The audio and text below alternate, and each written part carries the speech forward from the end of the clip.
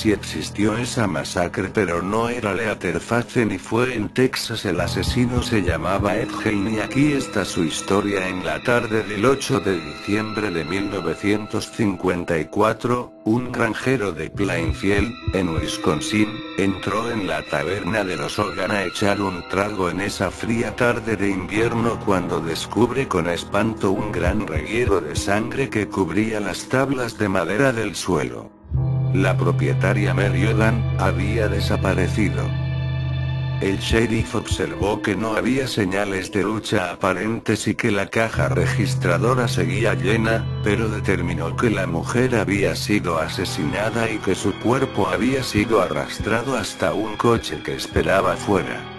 Los informes forenses tan solo confirmaron las conclusiones a las que había llegado el sheriff y no arrojaron ninguna luz sobre el caso.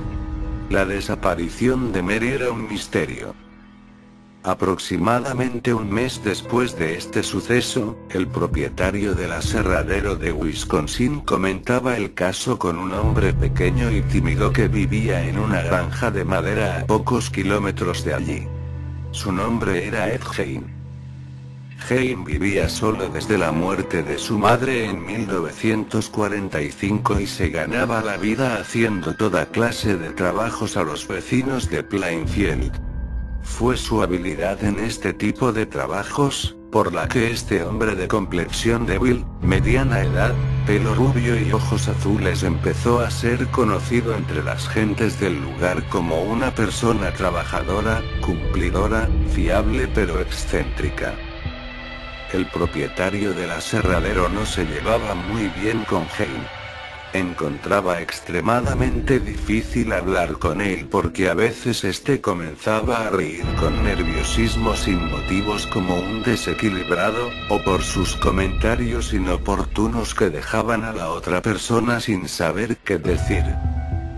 En esta ocasión, el hombre recordó que Gein solía sentarse solo en un rincón de la taberna mirando fijamente a la dueña del local absorto en sus pensamientos con una jarra de cerveza, y supuso que estaba enamorado de la mujer. Le sugirió bromeando, que si le hubiese hablado a Mary con claridad de sus sentimientos, probablemente en ese momento estaría en su granja cocinando y esperando a que volviera en lugar de haber desaparecido presumiblemente asesinada. Gein, con un extraño gesto puso los ojos en blanco y le respondió con una de sus conocidas sonrisas: no está desaparecida. Ahora mismo está en la granja. El hombre se encogió de hombros y no le tomó en serio. Después de todo, era el tipo de comentario que se esperaba de él. Nació el 27 de agosto de 1906, hijo de madre austera y fanática religiosa que despreciaba a su débil y borracho marido. Cuando ambos discutían, que solían hacerlo con frecuencia, el hombre se emborrachaba y pegaba a sus dos hijos.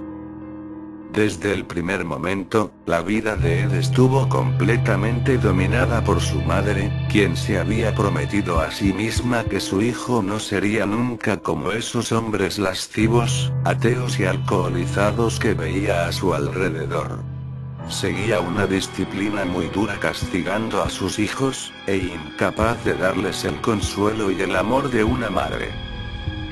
Gein no tuvo contacto con otros niños, pues todo el mundo suponía ante los ojos de esa madre una amenaza para la pureza moral de su hijo. Así durante 39 años hasta que la mujer moría víctima de un ataque al corazón, dejando tras ella un hombre dependiente, reprimido y solo, en un mundo que apenas comprendía. La mañana del sábado 16 de noviembre de 1957, Ed Gein asesinaba a la dueña de la ferretería del pueblo, Bernice Warden, disparándole una bala con su viejo rifle de caza del calibre 22. También en esta ocasión se llevó el cadáver en la furgoneta, dejando el suelo del local encharcado de sangre. Pero esta vez, habría un testigo. El libro de contabilidad. En su última anotación, figuraba el nombre de Ed Gein, a quien habría vendido su último anticongelante. Foto de su última víctima Bernice Warden tomada por la policía en el momento de la inspección de su domicilio. El cadáver se encontraba decapitado y con el cuerpo completamente abierto en canal. 2 oficiales de la policía arrestaron a Gein, mientras otros 2 se dirigían inmediatamente hacia su granja con la intención de llevar a cabo un registro. Al pasar dentro, el sheriff sintió como algo le rozaba el hombro, y al volverse se topó con un cuerpo decapitado de mujer con un profundo agujero en el estómago que colgaba del techo. Después de recuperarse del shock por el horror que habían presenciado, y tras pedir ayuda por radio, los 2 hombres volvieron a la casa. El cadáver colgaba de un gancho por el tobillo y con un alambre le habían sujetado el otro pie a una polea. Habían rajado el cuerpo desde el pecho hasta la base del abdomen, y las tripas brillaban como si las hubiesen lavado y limpiado. No había duda que el causante de ese terrorífico espectáculo era una persona enferma. Era difícil de creer que un ser humano pudiera vivir allí. Por todas partes se veían montañas de basura y desperdicios, cajas de cartón, latas vacías, herramientas oxidadas, excrementos, revistas pornográficas, de terror y de anatomía humana, chicles pegados en las tazas y una dentadura sobre el mantel de la mesa. Había varios cráneos por la cocina, algunos partidos por la mitad y empleados como cuencos. Más tarde, en cuanto llegaron más patrullas, se descubrió en el interior de la casa todo el horror que allí escondía. Había varios cráneos esparcidos por la cocina, unos intactos y otros partidos por la mitad y empleados como cuencos. Una inspección más detenida reveló que una de las sillas de la cocina estaba hecha con piel humana, como las pantallas de las lámparas, las papeleras, las fundas de los cuchillos e incluso alguna prenda de vestir, como un chaleco o un cinturón formado con pezones humanos. Entre los más atroces descubrimientos, se encontraron unas cajas con los restos humanos pertenecientes a diferentes cuerpos sin identificar, el corazón y la cabeza amputada de Bernice Warden en una bolsa de plástico, una colección de 9 máscaras de piel humana con el pelo intacto, de las cuales 4 colgaban en la pared que rodeaba la cama de Gein, etc. Había decorado el interior de su casa de madera con esas máscaras confeccionadas con tiras de piel procedentes de auténticos rostros humanos y con los cráneos colgados de las columnas de su cama. La única habitación de la casa que parecía normal era una sellada con tablones en la puerta y perfectamente ordenada. La de su madre. Desde que su madre muriera en 1945, 12 años antes, la habitación había estado cerrada con clavos como un sepulcro. Ed explicó a la policía después de su detención que después de su fallecimiento, su madre se mantuvo en contacto con él durante más de un año, hablándole mientras se adormecía. Dijo que había sido en esa época cuando desarrolló su fascinación por la anatomía. Le fascinaban los reportajes sobre la operación de cambio de sexo y se planteó el convertirse él mismo en mujer. Gein declaró que tan solo recordaba, muy confusamente, haber matado a Bernice Warden, y que los demás restos humanos que se habían hallado en la granja pertenecían a 9 cadáveres que había sacado del cementerio. Explicó que en los últimos años sentía de vez en cuando la necesidad de profanar tumbas, y que en algunas ocasiones incluso conocía a las víctimas en vida y se enteraba de sus muertes leyendo los periódicos.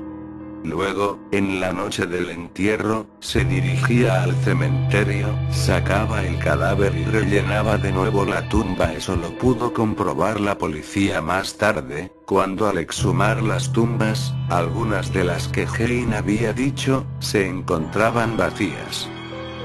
Muchos de los objetos domésticos y muebles que se descubrieron a raíz del arresto de Hein, procedían de las profanaciones de tumbas.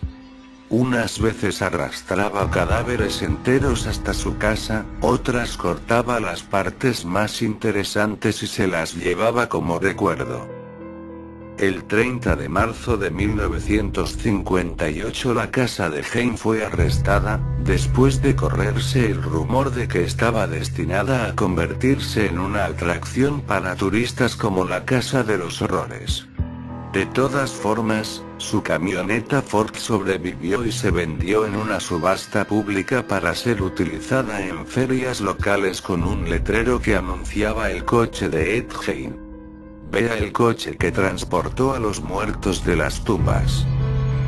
En su casa guardaba varias cabezas casi intactas, además elaboraba muebles con la piel y huesos de los cadáveres, asimismo se elaboró prendas de vestir como un chaleco con la piel humana de sus víctimas. Los médicos del Hospital Central del Estado deciden que el asesino no está capacitado para ir a un juicio y es internado hasta los años 68, cuando después de un juicio que duraría una semana, se le declara culpable de 2 asesinatos, pero al aducirse su locura, es de nuevo internado. El caso de Ed Gein es, desde un punto de vista médico, uno de los más complejos de la criminología. Voyeurismo, fetichismo, travestismo y puede que necrofilia, integraban su personalidad. Sin embargo, a medida que se iba conociendo su verdadera historia se hizo evidente que esas perversiones eran meras manifestaciones de una psicosis profunda, un trastorno mental que tenía sus raíces en la relación anormal que tenía con la madre. Cuando los psiquiatras comenzaron a considerar las posibles razones de su comportamiento patológico, supusieron que se trataba de un caso de complejo de Edipo, que Hein estaba enamorado de su madre y que a raíz de su muerte se obsesionó en buscar a alguien que la sustituyera, pues se encontraron extraordinario parecido entre sus víctimas y su madre.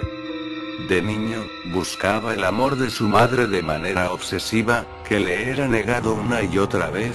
Fue así como en su mente se desarrolló una nueva personalidad, una que odiaba a la mujer.